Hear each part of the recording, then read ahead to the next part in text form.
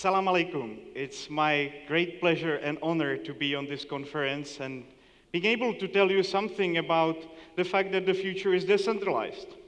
I might be telling you a couple of shocking information for you, and I will be talking about how the state itself will become unnecessary in very near future with the decentralization that is coming and taking over. But first, let me tell you a little bit about myself. When I was 13, I read a book by Frederick Bastiat. The book was called The Law, and it deeply changed my mind about the way we are running our societies. It made me thinking, why do we all need these bureaucratic bodies? Why the taxes are so high? Maybe we could have much more freedom in our societies. Why the places like Singapore or Hong Kong or Liechtenstein or Monaco are so prosperous, Yes, I do. while other countries are so poor? And I was looking into these things, and I decided to dedicate my life to making this planet a little bit more freer place, to make it so that people can live and let live and they can prosper. I studied political science, I studied economy, I studied political party, I ran a very successful YouTube channel with more than 20 million views, but it wasn't enough. I didn't achieve what I wanted to achieve, to really bring a change to the world that we are living in. So on 13th of April, 2015, I started a new country. I went to a place which was unoccupied and unclaimed by any country for more than 25 years. We started it purposefully on birthday of Thomas Jefferson, because we knew that the principles that the United States were based on made this superpower a very freedom-oriented place on this planet. And it was working for more than 200 years. There was no income tax until 1918. There was no central bank in the United States until 1918. It was a place where people had to pay something between 3 to 6% in taxes. A lot of things changed after the First World War, Second World War, but it was a great inspiration for us. And they were making fun of us that this was the only building that we had there at the time. The Croatian state television came there, and they were making fun that this is just one ruin. So we decided to show them how it's going to look like. And one of the basic premises was that we will be able to fit all the bureaucrats in that one small building to make sure that the government of Liberland will not interfere with the lives of Liberlanders. We decided that we will take care only about justice, security, and diplomacy, nothing a part of that, keeping the Liberland government as small as possible. And we also decided that we will make everything very easy for Liberlanders to access, using the latest decentralized technologies. And the fundamental idea behind Liberland is that you never change things by fighting the existing reality. To change something, build a new model that makes the existing model obsolete. And this is exactly what we decided. We found out that to change an existing country with all these bureaucratic elements and all these interest groups and oligarchs is close to impossible. It's much easier to start a new country. So what do you need? And many people actually already asked me here, what do you need to start a new country? And I told them, it's not that hard. You've got the guidelines in Montevideo Convention. You need a population, you need defined territory, you need a government, and you need the capacity to enter into relations with other states. So let me go fast over these elements and how we are achieving them. We've got almost 500,000 people signed up for Liberland citizenship by now, in 2.5 years. I believe we are actually the most successful country in terms of attracting immigration per square kilometer by far in human history. We've got some 120,000 applications that we consider. We've got 60,000 businesses that want to open up in Liberland. We actually have one of the most supporting countries, and thanks for that, is Turkey, with almost 55,000 people that applied for citizenship in here. And our destiny or our history is very much connected with the history of cryptocurrencies. Since Liberland started, and I'm wondering, maybe I could get a little bit interaction from you, how many people in this room use Bitcoin? Roughly 20. I bet that when I come here maybe in 2 years, if I came here in 2 years, that half of the plenary would have their hand up. And it's one of those things which made central banks obsolete. It's one of those decentralizing elements that made it possible that no central bank or no bank is needed in your future. You simply can keep all your banking in your pocket. And it's one of those trends that we see. From 220 to 4,200 since beginning of Liberland, the value of Bitcoin has risen. And I think it very much depicts the trend that we are engaging into, removal of traditional banking and a new age of cryptocurrencies.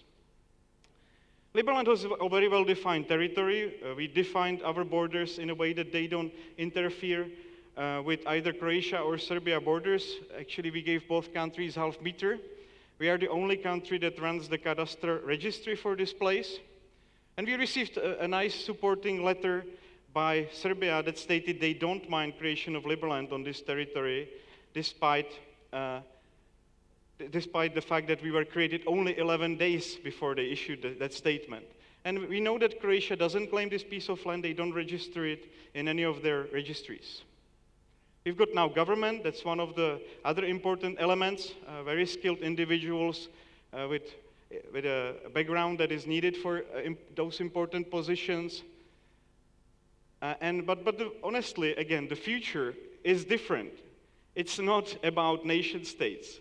And this is where we are bringing this technology forward. We just decided we will do a partnership with this project called Kleros. And it's the future of justice system. We will not need a court system in Liberland. We will rely on decentralized technologies that will be much more efficient than a traditional court system. And this is happening, actually. This technology is just about to be put on the market, and it will basically render court systems in nation states obsolete. We've got a great team of advisors, and I think we managed to accumulate the heads or the leaders of every single industry in this business and put them on our advisory team. And those people with their projects have fundraised more than $2 billion over the course of last 2 years. And I believe with their support, we will make these things possible. We also have a timeline. We also have a timeline for these things, but let me give you a little bit more entertaining quote here. You can be a real country unless you have a beer and an airline. It helps if you have some kind of football team or some nuclear weapons, but at the very least, you need to have a beer. And I'm talking about the things which happened completely without my interference, without interference of a state. We got first beer in Liberland. Then we got another beer in Liberland, and it's actually quite successful. It's being brewed in 3 countries globally.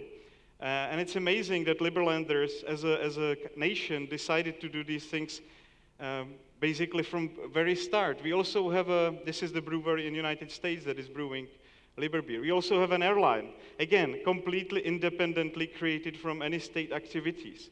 Right now, we've got a very successful chess team. A Rotary Club is being created in Liberland and being accepted by the Rotary community globally. And we've got also amazing groups of professionals, such architects. We've got more than 1,200 architects that applied for citizenship. And I was very honored that one of those key architects that applied or that supported us was Patrick Schumacher, now the CEO of Zaha Hadid. They organized architectural competition. I will just show you a couple pictures of those that came out of that competition. That was a very nice proposal. There was another nice proposal from United States, how Liberland could look like in the future. This was made by Harvard University professor and his team. We actually deployed that one into our cadastral map. And the other important aspect about the country is able to integrate into diplomatic relations with other countries. So right now, we've got almost 90 representative offices across the globe. And some of those places are physical places, some of them are just let's say, representatives that help us. By the way, I'm happy that we have a number of them from Turkey with us as well.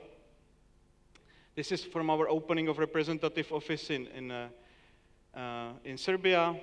This is our representative office in Czech Republic. And I'm also honored to tell you that yesterday we finalized the agreement about our representative office here in Istanbul. So it's only 20 minutes away from here by car in Levant. And I would be more than happy if you came to visit us once you're here in Istanbul.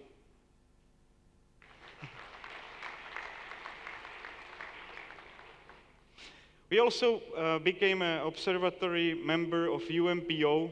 They invited us to their General Assembly, which is like a kindergarten for new countries. Places like Armenia or Estonia were members before they become fully recognized members of international community. I'm working hard with heads of states globally on the recognition of Liberland. And many of these meetings I cannot publish, but I can tell you, for example, that I met Prince Hans Adam of Liechtenstein, a very supportive person that is very close to us ideologically. We also, in this summer, we made a big tour across the US Congress and met a lot of congressmen, a lot of senators, received much more support than we were expecting. And I'm also honored to tell you that I just came actually, and I'm on a big tour already visiting some 7 or 8 countries in a row, but I started with Somaliland, where we signed first international contract with other government. And I'm hoping to build up a strong relation in this region, which I believe was kind of forgotten by the international community and needs a lot of support. So we are building a team of experts together to help them develop their governance technologies, and in return, we are expecting also their support on the international stage. The other thing is settlement, and that is probably the most difficult part, biggest challenge for Liberland, because of course what we are doing is out of the ordinary. Not too many people have done this before. It's a great privilege that we don't have too much competition, but also the powers that be are kind of curious and looking at what we are doing. So despite the fact that Croatia doesn't claim this territory, they still give us a hard time settling it. They claim that there is international border between our countries, but we do have basically an ongoing actions by their police in Liberland territory. So what we decided to settle Liberland by houseboats, by boats. So if you come now and visit, we also have a small spa center. We've got lots of people coming from all around the world. Now next weekend we've got the most traveled people that visited all the countries, and they were just missing Liberland. So they are coming to visit our small country as well from all corners of the world. We also had Al Jazeera, and there is a nice report, you can Google it. They visited us a month ago, and that was an amazing report that they created about Liberland. We've got plans how to develop this settlement on the beaches or on the side of Liberland for next year. So that's one of our plans, to build a big hub, a kind of a small hotel and co-working on the side of Liberland. And you can already register companies, and that's one of the biggest steps that we have made. We already have $100 million worth of companies registered in Liberland, doing business, using banking system. But that's not again where we are actually going. The direction where we are going is decentralized. And can you imagine that nowadays you can start a company which doesn't have any jurisdiction, yet it will be much better functional than if it was founded in any jurisdiction. So let me point your interest to a project called Aragon 1, which is an amazing way how you can start your company, distribute shares, and have a complete transparency over finances in your company, and you don't need any state to register you. So what we're doing, we are gathering these individuals that have made the greatest achievements in this new decentralized era under Liberland umbrella, and we are promoting their technologies and their achievements. I think we are running out of battery here. Okay. And we also are going to be the first country to have a decentralized ship register system. So if you have your boat, we're more than happy to register it. We are working with a number of insurance companies to register and insure Liberland vessels. And it's a very exciting part of Liberland's story. By the way, one boat registered under Liberland flag just made it from Italy to Algiers. So these boats are, really sailing the oceans. And if you want to ever contact me, please feel free to send me an email directly. I'll try to do my best to reply to you. So it's very easy. It's president@liberland.org. Thank you very much.